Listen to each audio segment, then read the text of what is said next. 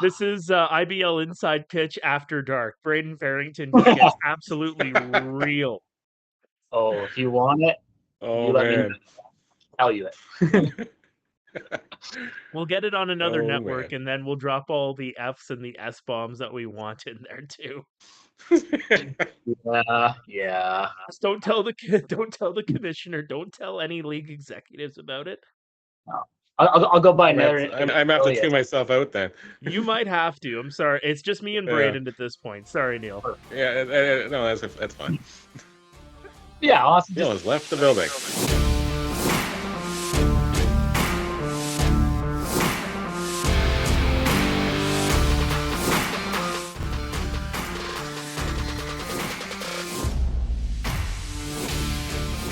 Well, Mother Nature taketh away 1 week. Mother Nature giveth a plenty this week in the IBL. Welcome to the IBL Inside Pitch.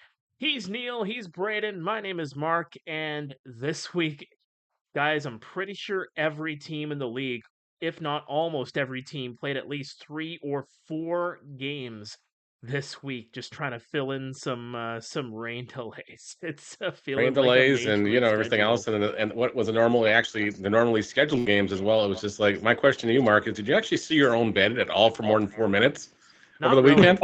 Not really. Calling a game in Kitchener Thursday, in London on Friday, in Guelph on Saturday, back in Kitchener on Sunday. And I just got to put this out there, first of all, and I have to thank the Kitchener Panthers, the London Majors, and the Guelph Royals, who allow me to come in and kind of infiltrate their broadcast on a game-by-game basis. I'm humbled that I have the opportunity to do something, and I guess I'm doing something right, guys.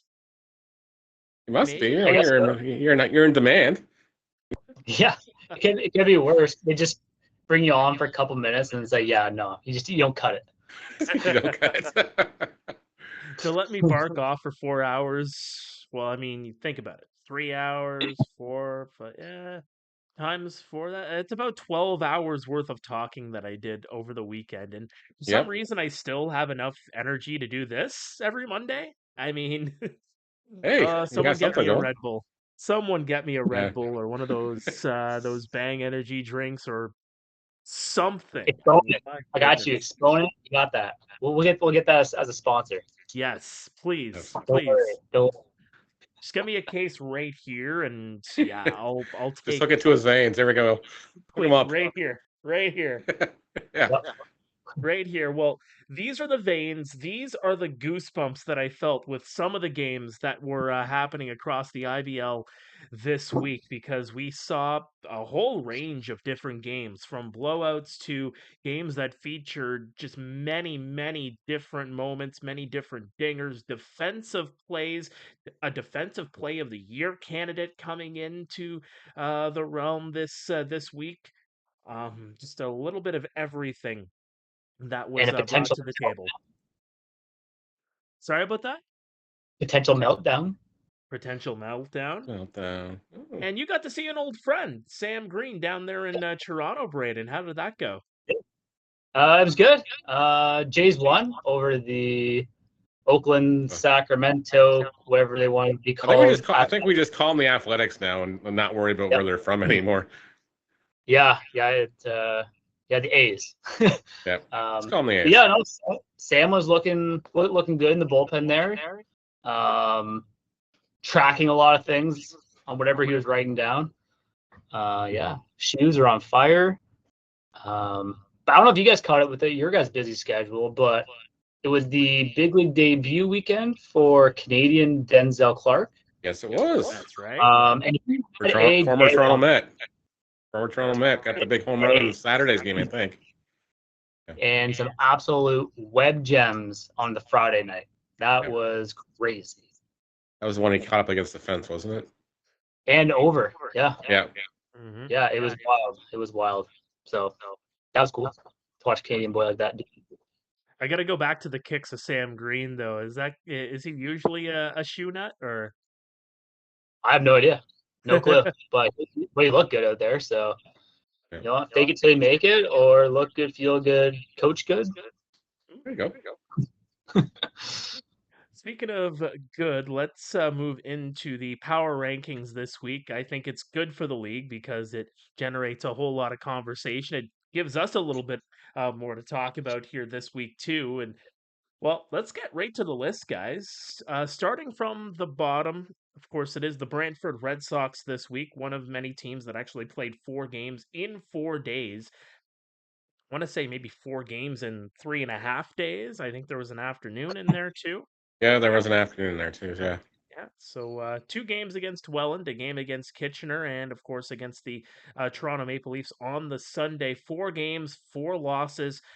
What's happening with the Brantford Red Sox this week? It's just been, I don't know, it's been one after the other as far as this stuff goes, and it's just, it seems like the pitching staff's just not able to get outs when they need to get outs. They have big, huge innings, of course, Saturday. Key point of that one, 14 runs across, and it's just like they couldn't stop the bleeding. Didn't matter what they did out there. It's just things weren't going their way. You know, you have a great start from Connor, or I think it was Connor Irvin on Sunday, and it was just like it kind of went for naught too, and it's just like, okay, yeah, it's just like these things are not working for these guys, and other nights it's like, okay, yeah, we're gonna need some extra pitchers. Ian Armitage out there, or sorry, Aiden Armitage out there doing what he could as well, and just guys are just they're trying their dangest and just not finding ways to win or finding new ways to lose. And you know, you kind of hope they just find a way to break out of this slump. Yeah. Tough stretch for the guys. I feel bad for them because, you know, they were kind of my sleeper pick to not repeat year after year in the previous. But you know what? It's going to make them better. I think this is going to be not one of those times where you look back in the season and say, hey, like, this is going to be a learning and teaching moment to not do it in the future. But I think this could be one of those moments, right? Pitching staff, you got to find it out. Even if you have to lob it in there. Yeah. Like, for some of these guys, throwing it as hard as you can down the middle of the plate, hoping to get a strike, is honestly probably the easiest thing to hit. At this point, just throw a little knuckleball in there, have some fun. You're getting blown out. Toss an ephus once in a while. Yeah, like when was the last time any of you guys saw 14 runs in one inning? In this, what, second or third inning there? Like, yeah, it was the second inning. It was just like, okay, well, I guess this game just totally went on its head here. So it's like, okay, yeah. I'm calling. Kind of glad I wasn't calling that one. I wasn't calling it either. I had an assignment in Guelph that day, and someone shouts up to me while I'm calling the Guelph London game, "Hey, look at the Kitchener score." I look. Well, I guess that game's over. Yeah. But you know what? Like, it's a learning moment. They've really pieced this together quickly. They got to learn quickly as a part of this. Can't really swear, but whatever show it was, starts with an S. But fill in the it's blank. The poop emoji show. Yeah, It's the poop emoji show. Yeah, it's you know what, they're gonna hopefully try to figure it out, but yeah, it doesn't look good on my preseason prediction. Well, they've got 2 games this week, so thankfully they have a chance to, you know, settle things down. Maybe get a practice in there, maybe just work over some strategies, make it work on, you know, just give some guys a little breather here too. Take some time off. They got Chatham-Kent and they've got London. They got Chatham-Kent Friday night at home, and then they've got at London on Sunday. So 2 games on the schedule. That's it. So they have they got a little time to regroup, refresh the brain caps and everything else, and you know, put the best foot forward here. Yeah, and even that, like, I wonder, like, is Benicio coming? Do you guys know? Like, apparently he's kind of busy with whatever he's doing as far as some project with Dominican whatever planning or whatever it is, but I know he's on the inactive list. Yeah, it's a big hole. It's a big hole they're missing. Mm-hmm. I would say he's top 3 shortstops in the league for sure when he's here. Yep. Like, he's, for a little guy, he can move. And he can. Yeah.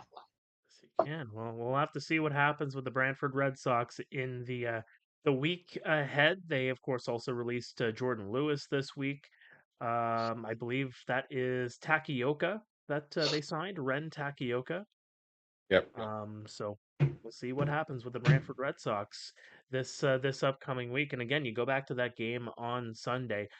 They had a lead against the Toronto Maple Leafs. They were up 5-2 after 2. They were up 7-4 after 4 innings of work, but giving up 5 runs in the final 2 innings, just could not reel it in to get the win to try to salvage what was an 0-3 weekend. Yeah. Well, let's turn it around now to the Kitchener Panthers, who drubbed the Brantford Red Sox on Saturday afternoon at Jack Couch Park. You mentioned it, 14 runs on the board in just 1 inning. First time that has happened in franchise history, at least in the last 10 years. Closest was, I believe, it was 2018 when they put up 13 against Barrie in 1 inning during the regular season. But it's a rare feat. I don't think it's been seen really anywhere else in the IBL. You'd have to kind of go through a lot of the score sheets in order to do so. But you put that on the board, you get 20 runs on the board in that game, and then you follow it up on Sunday, and you're giving up the long ball galore against the Barrie Baycats, who are looking for something to try to get that offense going once again. But just to focus on the Kitchener Panthers for just a second here, guys. Again, just a Jekyll and Hyde weekend. That's really the only way I could really describe it. Exactly. Well, you watched them put up that big number, and then they looked like they were absolutely flat, had no interest in playing against Barrie on Sunday, and they knew a lot of Barrie's regulars were out of the lineup. They were expecting a junior lineup, a lot of younger kids getting an opportunity on a Sunday because, again, Barrie had played Hamilton back-to-back, and they had played the Thursday night against Chatham Kent as well. So, they were expecting not to put out their A lineup. Yeah, and I think as a visiting team, I think when you're walking into that situation where you kind of know the regulars aren't playing, you kind of have that sense of, okay, like, I can breathe a little bit. But at that point, your adrenaline's kind of gone, your pregame routines are kind of thrown out the window, and then you lay a goose egg. So I think just go into it as I'm not saying game 7 situation, but think of it, outside of the team aspect. You got to think of, okay, how can I help the team win with my own preparation, own performance kind of thing? Because it's like, after a thrilling outing, I guess, technically against Brantford, you show up and have that kind of performance. For me, if I was a veteran guy in that room that knows how to win games, I would be disappointed in the effort. But I mean, maybe the veteran guys stepped up and said their 2 cents. So hopefully, maybe it happened, maybe it didn't. We don't know. Well, exactly. You look ahead of their week this week. They got Hamilton Thursday and Friday, and then they got Guelph Saturday, Sunday. So they don't have a weekend here. They can, kind of clear the deck here. They're back right at it against teams. If they want to be legitimate in this league, they're going to have to knock these guys off at some point. So you might as well start now. Yeah. It's coming fast and furious now. Kitchener 1-2 on the week, as they also lost 5-2 to the Toronto Maple Leafs back on Thursday night. Let's turn it over now to those Barrie Baycats who got the win over the Kitchener Panthers on Sunday. 2-2 in the last 4 games, playing in the last week, including 6 home runs against the Kitchener Panthers. And in fact, you look back at some of these games, the 2 wins that they got, they were emphatic wins, emphatic statements made. 2 close losses, meantime, including Fernando Rodney's first career save against with the Hamilton Cardinals on Saturday. Guys, I think the Barrie Baycats offense has woken up, and they have woken up in a big way. Oh, they definitely woke up, that's for sure. And then it was just hilarious as Ryan Reno was having his bachelor party weekend. Adam Ott was out of the lineup. And of course, we're Hamilton's playing Barrie on Friday night, so Reed and I are doing the broadcast up there, and lo and behold, my phone's blowing up, and guess who it is? From his bachelor party, of all things. That's awesome. So do I crash the broadcast now or not? So that's what he's asking. So I guess him and Odd were watching the game from wherever they were. Points to no, I don't know exactly where they were, but that's cool and everything else. And he starts calling me, and I'm like, well, I'm not answering my phone on the air here because I'm just not that guy. This is not Mark Martinez. It's not Jay's talk after the game's over here. It's just not. Well, I'm glad the bats woke up. Was it maybe because we called them out last week for not being so offensive minded, potentially? Yeah, it's cool because once they get in a roll, scary things can happen. So yeah, they went 2-2, but the bats are waking up. And those two losses, you got to look at. Hey, those things could have gone underway if they got a hit here and there. Right, exactly. So like they're moving in the right spot right now, which is kind of nice. And you go back to Friday again, and it's just like Frank Garces versus Erwin Boone. It's like, okay, this is probably the best matchup you're going to get in the league this year, as far as just veteran guys and everything else. And it's just like, you know what? They both brought it that night, and it was so great to watch them both go out there, and it's like, okay, let's see what you can do this inning. And then you got Fernando Rodney on the bench yelling at Garces. I don't know what he was, but at one point Garces took his hat off and tipped it back to him, bow. So it's just like, okay, game recognizes game here. Yep.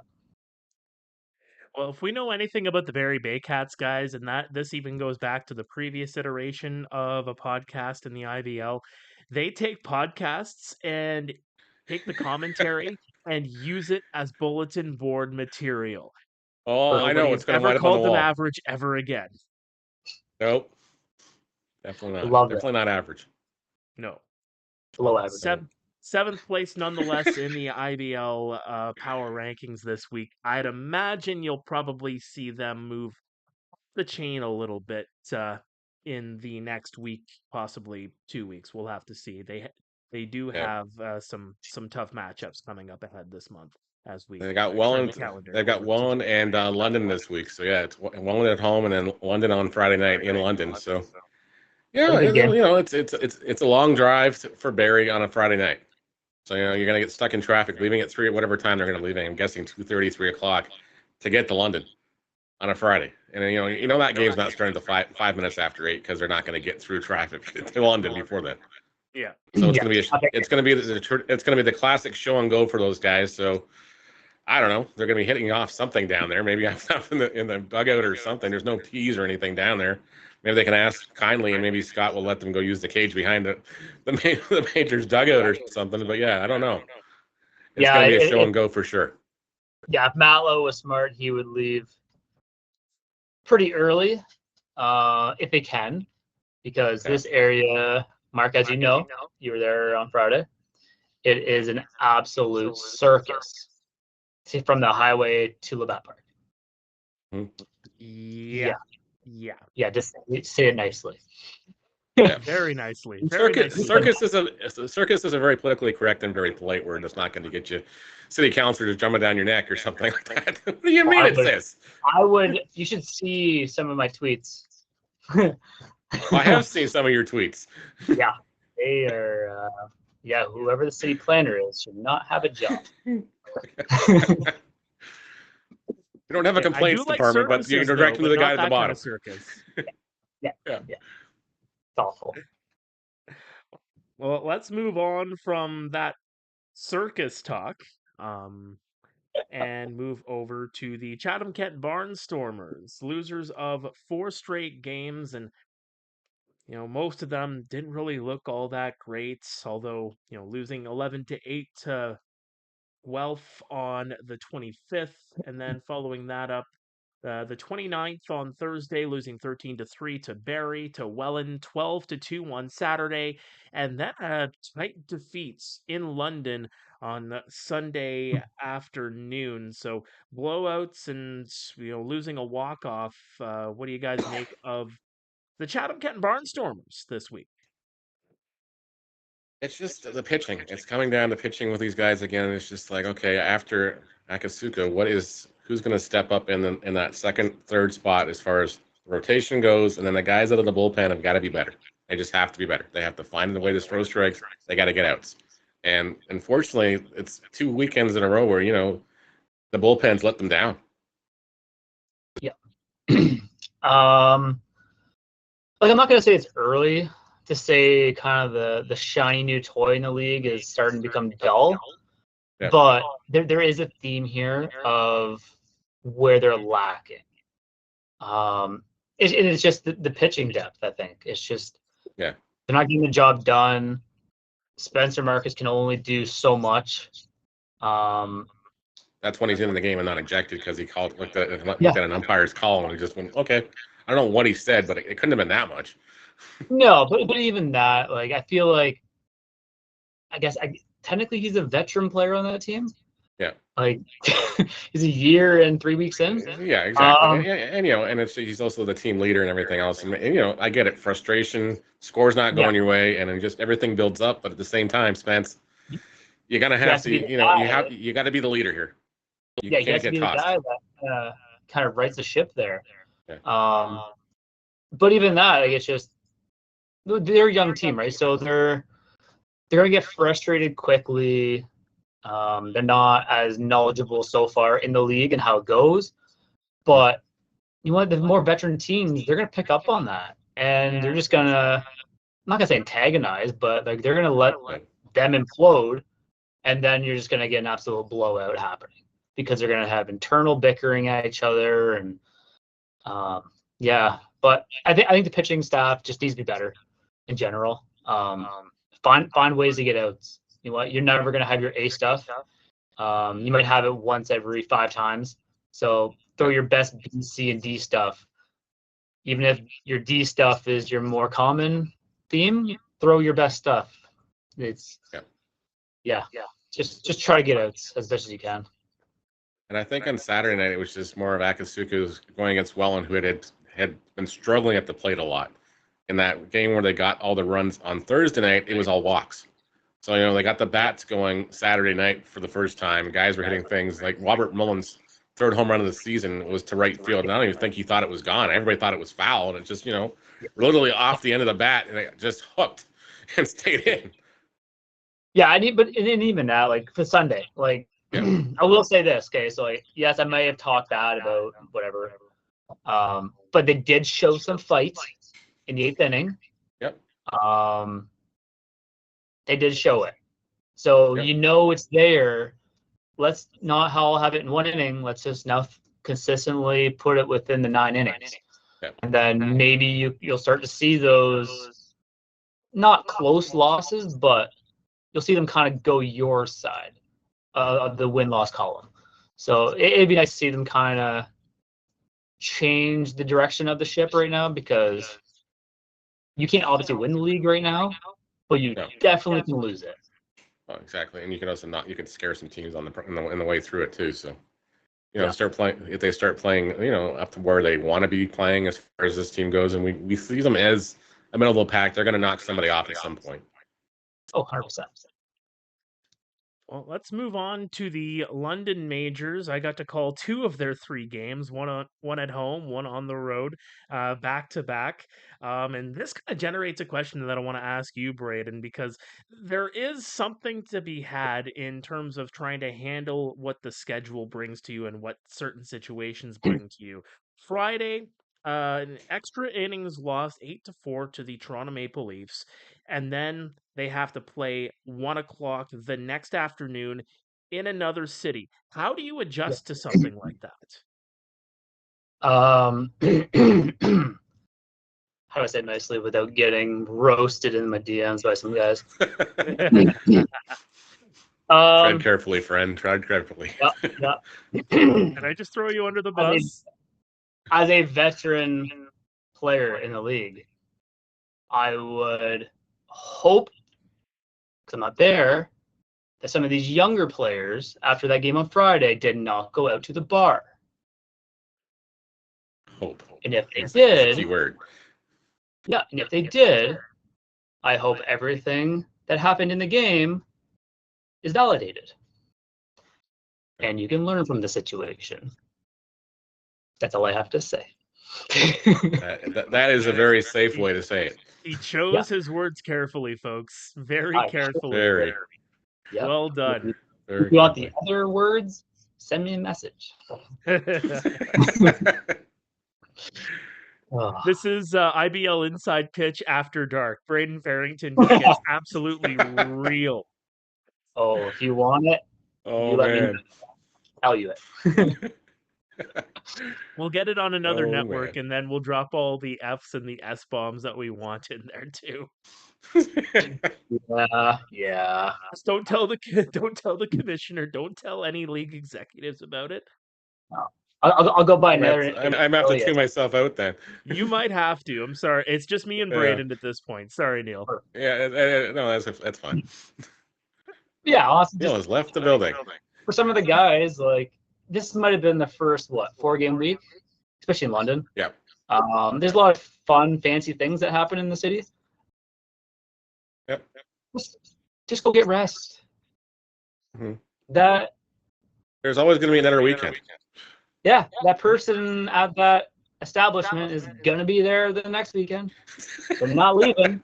Not there right now. If it's the establishment, I'm thinking over it. I'm not going to go. I'm not going to say it's name on air. They haven't left in 10 years. So guess what? Go win a championship. It's cooler that way. Some of us know. I can tell. I mean, you think about Friday night in London. It's semi-final Friday night for the London Knights, so I'm imagining there was a lot of celebration happening down in the Forest City with the Knights advancing, and then obviously just a quick congratulations to the Knights on winning the Memorial Cup this past weekend too. But when you look at the London Majors, again losing 5-0 to the Guelph Royals, they followed that up pretty nicely with a big victory on Sunday afternoon. I think they had to bounce back, especially at home and everything else on Sunday. It's just like you can't make that bus trip to Guelph and just have to sit there and stew over it for 2 hours on the way home and then go, okay, we can't come out and do the same thing on Sunday. You just can't. Just don't play 8 innings. Yeah. Yeah, well, exactly. That's the other thing. In the 8th inning, it's just, I don't know. It's just like, And that's the credit to Chatham Kent for, saying, hey, we're not going to just take this one up the butt here and, let you have your fun here. Yeah, no, exactly. I think the biggest thing for them is just understanding the league, and no team is just going to be an easy win. Even if, say, their team has been losing. You know what? All these guys in this league are of a decent caliber player. You know what? If you put them on the field, anybody can beat anybody. I try to tell my girls that once you're on the field with another team, all bets are off. Well, anything can happen. Yeah, and if you go into the mindset of, say, hey, we're going to lose, guess what? That's probably going to happen. Exactly. You're just going to be a self-fulfilling prophecy as far as that stuff goes. If you're going with that attitude, okay. Why are we even playing this game then, guys? Why don't we just go throw our gloves out here for fun 9 innings and here, just there you go, take this game. Right, exactly. So, like, with Chatham kind of having some fight back in the 8th inning there and losing it in the 9th inning, whatever. But for London, like, you got to learn how to play the 9 innings there. Yeah. Yeah, they won, great, cool. But knowing Roop, there was probably some loud language used after that one. I'm pretty sure, and I'm probably doing laps or something tonight in practice. So yeah. Oh, yeah, wouldn't be shocked. All right, let's move ahead to the Toronto Maple Leafs, a 3-game winning streak that they are riding right now with key wins on Thursday, Friday, and on Sunday. Key milestones in there as well. Not only does Jordan Castaldo hit his 100th career IBL home run, but Ayami Sato gets the win in one of those 3 games, and the first female pitcher adds another check mark to the resume in collecting a victory. No question. Congratulations to her. From what I saw of the highlights and everything else we were clipping together, she looks like she went out there and felt very comfortable in the 8th inning, was able to do what she wanted to do with that curveball and just got the hitters chasing things and everything else. You got first batter struck out, second batter popped it up, I think, on the first pitch, and then she got to give up a single, and then, of course, she got bailed out by the catcher throwing out the runner at second base at the end of the inning. So, they got everything else, and then, of course, while in the 8th inning, Castaldo came up, hit the home run, and then Mara hit the extra one, the insurance run, which thankfully he hit that one, or they probably would have gotten extras, and all bets would have been off anyways, especially at Christie Pitts. Oh gosh, yeah. It was cool. You know what? I'm actually really happy to see Sato kind of coming into this league and like just performing, trying her best, right? Like and competing. Yep. That's all you can ask for. I just think it's a kind of a cool thing. Like I really want to see her pitch live. I have yet to do so, unlike Mark. Neil, have you seen her pitch live yet or no? Not yet. No. Hopefully soon. Yeah. Hopefully soon. Yeah. Like I'm really excited. I just kind of want to see her do her thing, just like the prep work, because like I'm very fixated in that. I'm really nerd-like. I see like how you warm up, your tendencies, and then that usually kind of goes into the game like that too. So I kind of want to see how she does it, especially from the Japanese side of things. But yeah, Castaldo with an absolute shot. Shout out to the Bushmen again. High quality content on their stories every game. They are electric, and this might be a crazy take. This might be a question for you two. Okay. Who are the Toronto Maple Leaf Baseball Club online without the Bushmen? I think it's just probably a marketing machine right now as far as everything else goes. Like just when I'm wearing my hats and everything else going, it's like, what are they spending more time on marketing this team or actually the players themselves? Because right now I'm very confused as far as this goes. It just seems like they're pushing the name more than they're pushing the players. And that's not a shot against anybody. It's just how it's marketing different than anything else in this league. Yeah, and it's just like, for me, I'm just like, okay, I would love to see how the ins and outs work of this team, but I don't see it. It's all this. Yeah.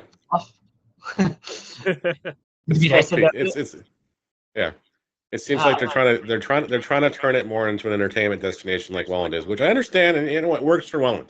It's not going to work in all these other centers.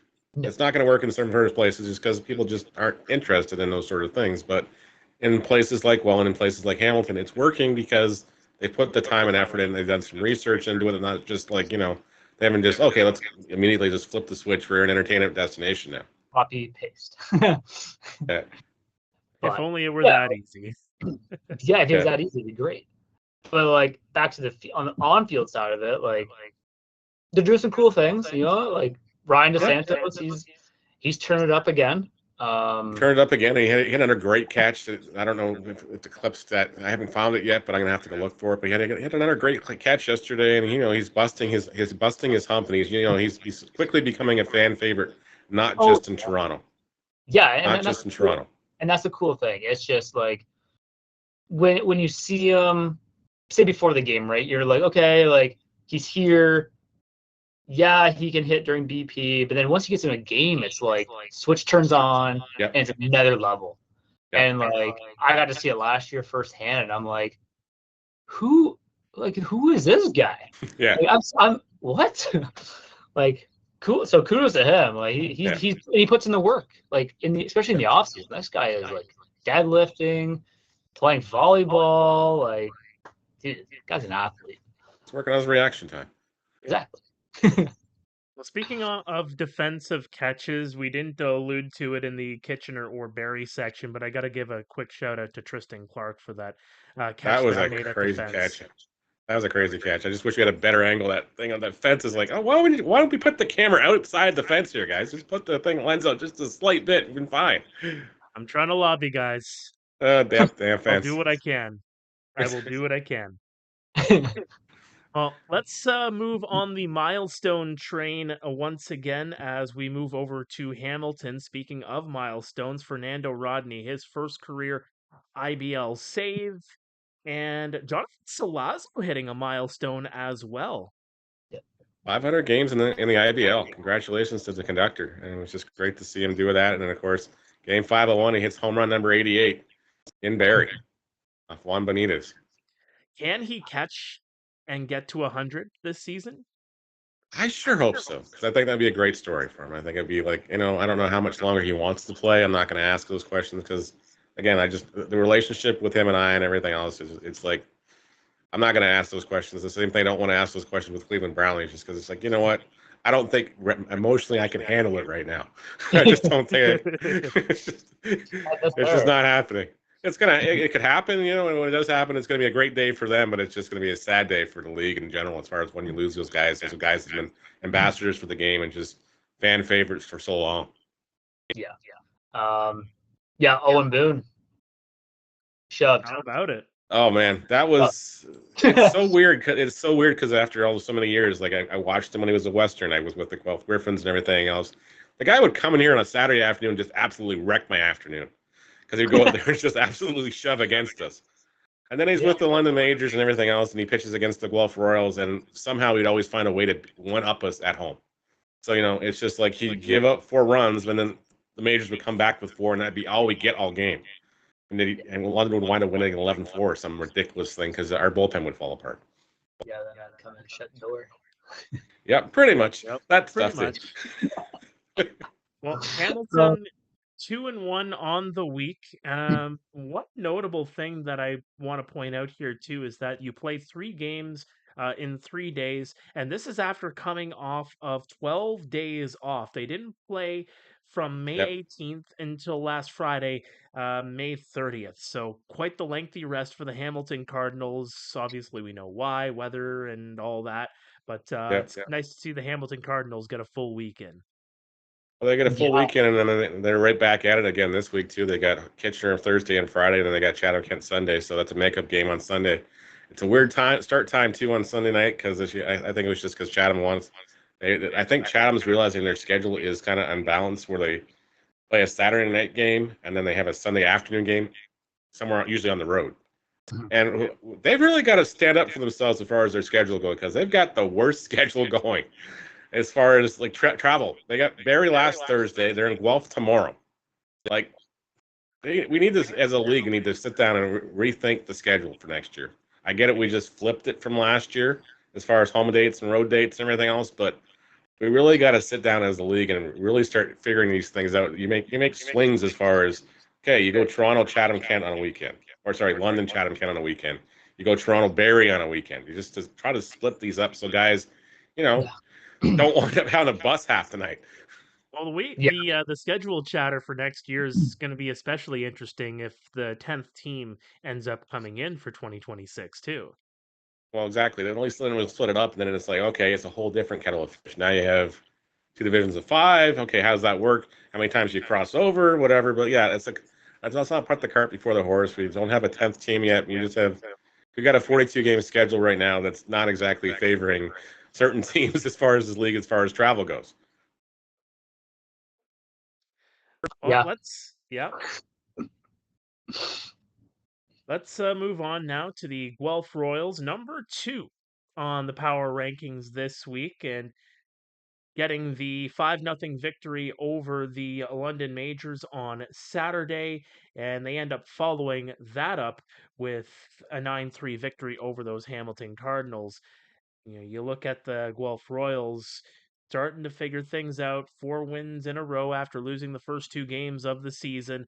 But was most notable to me was what was shown in the power rankings page this week, that not only could Franklin Torres be on his way back, possibly in the next month, I'd imagine, after he's done wherever he is right now in the Mexican League, but Claudio Custodio? Could Claudio Custodio be coming back to the Intercounty Baseball League? And then, it was just like, Dino was like directly pulled me aside and said, yeah, you got to make sure you know this.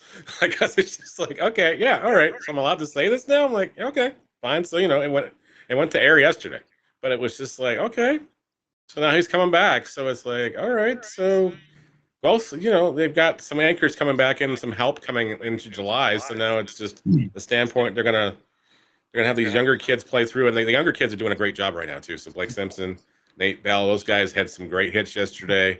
A lot of patience at the plate. You got a heck of a catch by Ashton Patterson in the 7th inning on a dying quill that Solazzo probably gets 2 runs home on. It's a different ball game if that drops in. And guys, they're just going out there and doing their job. The bullpen looks split, everything else. Brandon Deans went out there, pitched 2.5 innings. Again, shout out to the folks the old folks that had the game on yesterday and watching and everything else, which I thought was kind of cool. It was just one of those things.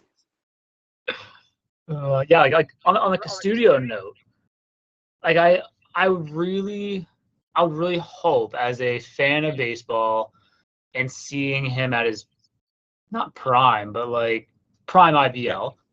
Yeah. I would love to see the 22 version of him when like it was just if the 22 version of him comes back, it's just gonna be watch out.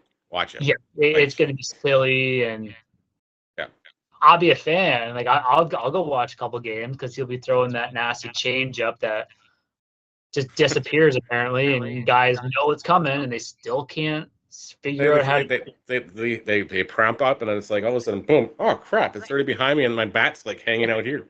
Yeah, it's like me. I'm just out here. I'm like, how can you not hit it? Like it's coming. Just sit on it. Yeah, and then somehow it's the same thing that the guys are struggling with Ukuleele's layer right now.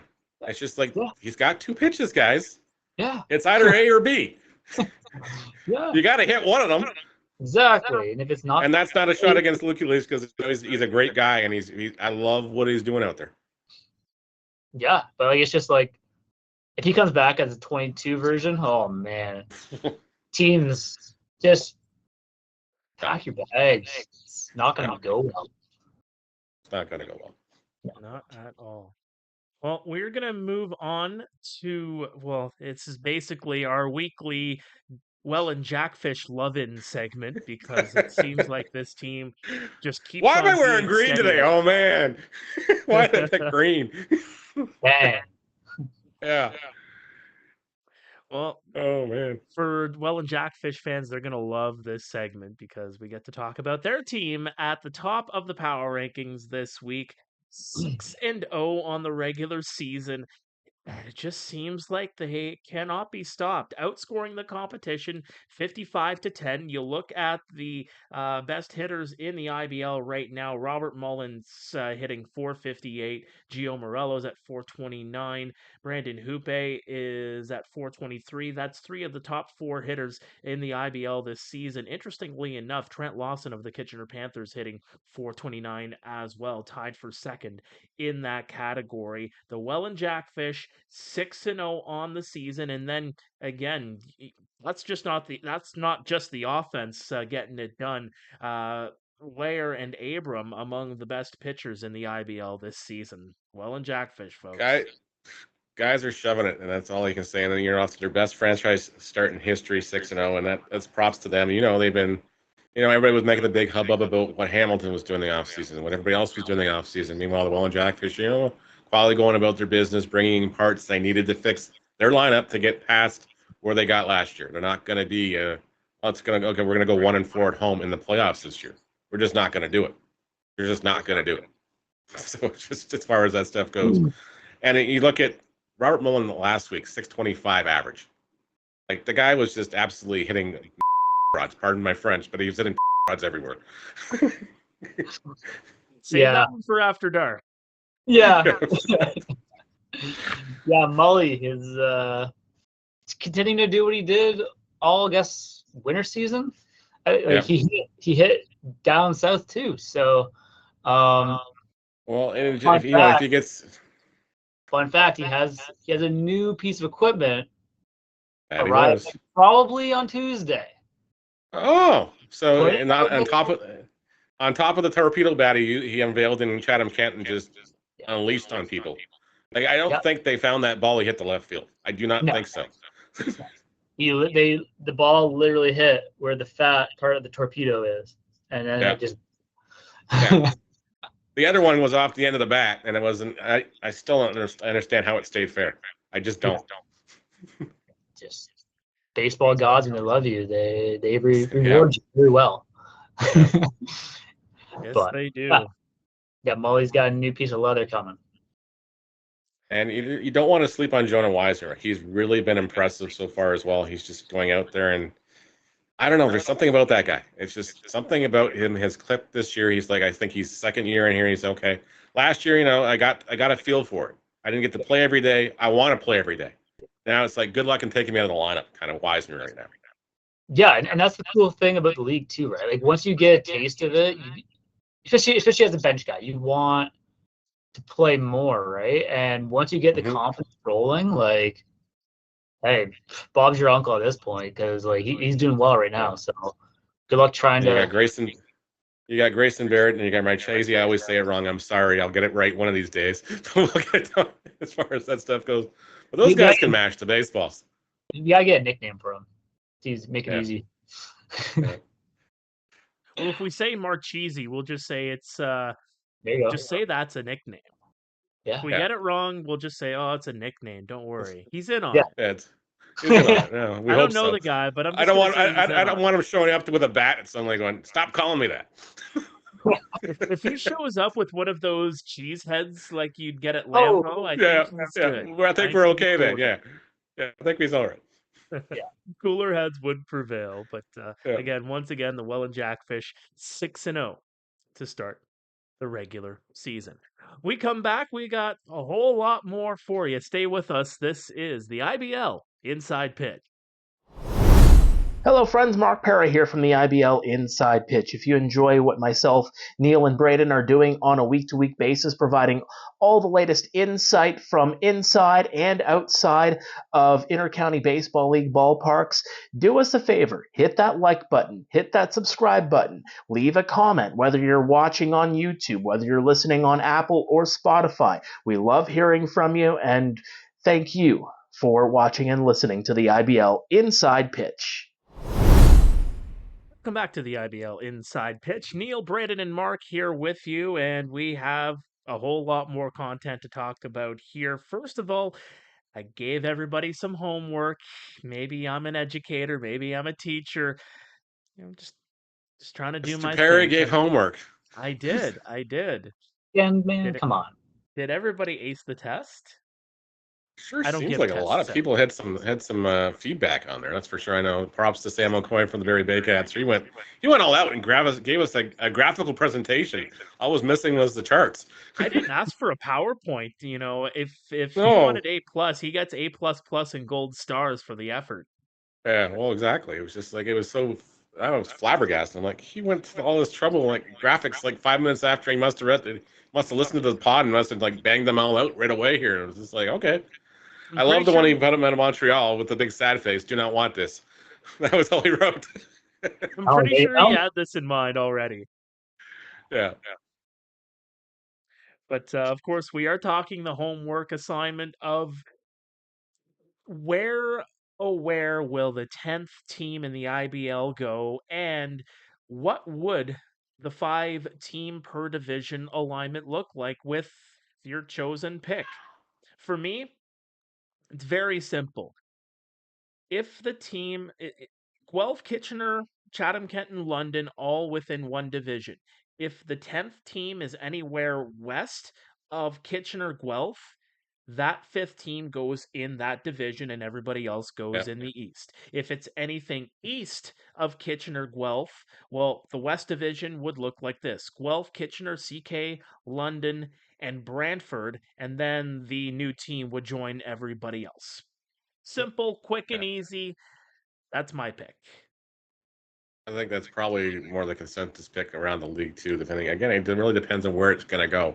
So as far as that stuff goes, you're hearing rumors about some places and everything else. I don't want to tip my hat, whatever else. Like, I don't want to lead on your way, but there's interest out there, that's for sure. And it's just like, the question is, can they pull it off between now and 2026, or are they going to have to look at 2027? And it's just like, well, I think the league wants the 10th team because it just balances everything else they have wants as far as plans go. And I think it's just the first domino to fall. Once it falls, everything else should start to fall in place.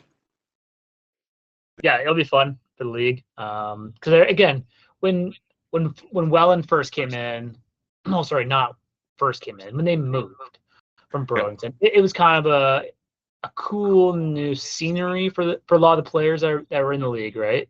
They're like, oh wow, look at this fancy new place, let's go there. And then Chatham last year, right? It was a different route to the ballpark for a game, right? Yeah. So to have this as a possible question mark. I think it's a good thing for the league. I think it's good for the players. I think there couldn't really be any downside to it other than if they don't align, east, west, or south and north divisions. And then all of a sudden they have the most southern team having to go play the most northern team on like a Wednesday night. That's just headache. That's just crazy. Headache for everybody. Yep, you took the words right out of my mouth, and I'm just gonna say it. I don't get north and south in terms of divisions. It's got to be east and west, just based on proximity and locations and whatnot. I don't. And with all due respect for the ones that put together, say, the All-Star game last year and the division setup they had there with North and South, I didn't get it, to be honest with you. I think it's north and south of Welland. That's the only thing I could think of, as far as how they broke it down.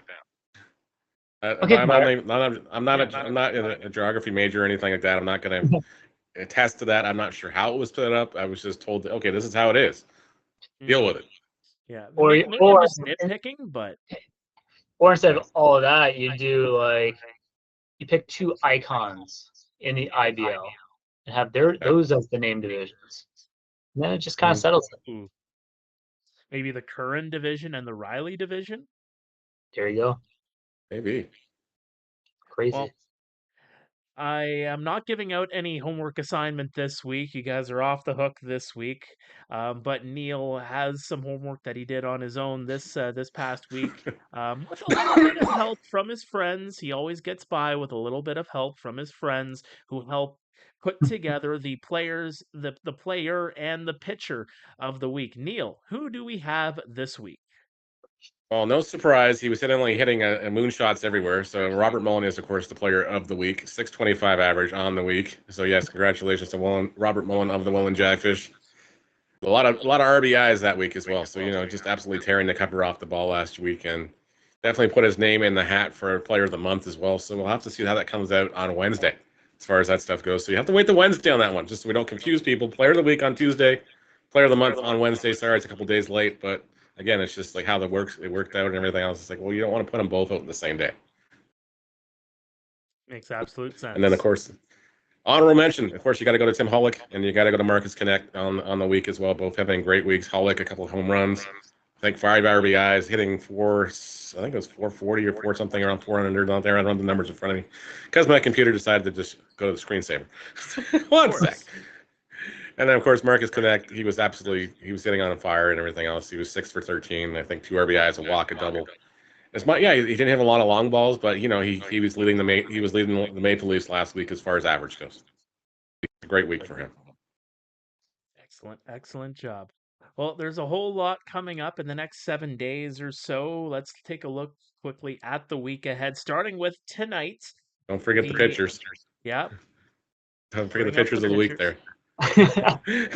Oh, my apologies. I'm getting ahead of myself. Don't forget the pitchers are all going to get yelled at by somebody. It can't be like we walked over. It's just ignored the pitchers, guys.